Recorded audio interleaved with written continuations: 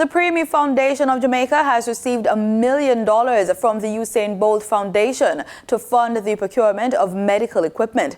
Raquel Robinson was there and she filed this report.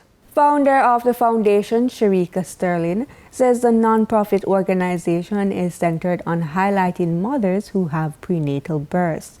She is focused on highlighting the lack of resources for these health issues and to assist in filling the medical shortage gap.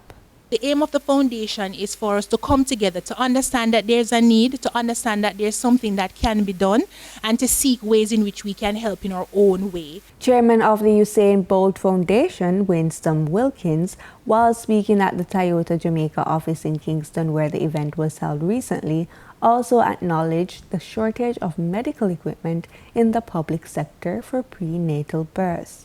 We do know of the gaps in the medical facilities, the lack of oxygen equipment for our children. And so when the application came to the foundation, we did not hesitate. Head of Sales and Marketing for Toyota Jamaica, Michael McGrain, then explained how the partnership between themselves and the Preemie Foundation came to be. A couple of years ago, we had been reached out to by Sharika and the Preemie Foundation, and I had attended an event alongside the head of marketing at Toyota Jamaica, Tracy Ann Fletcher, and we got to hear Sharika's story. And once you hear the story and everything she's been through and the actions she's taken since, it's hard to say no. You just want to get involved, you want to be a part of this movement, you want to help out the youth of the country. And ever since, we've just really been on a roller coaster just to try and do anything, either small or quite large, to help to save a life. Who can't get behind saving young children's lives?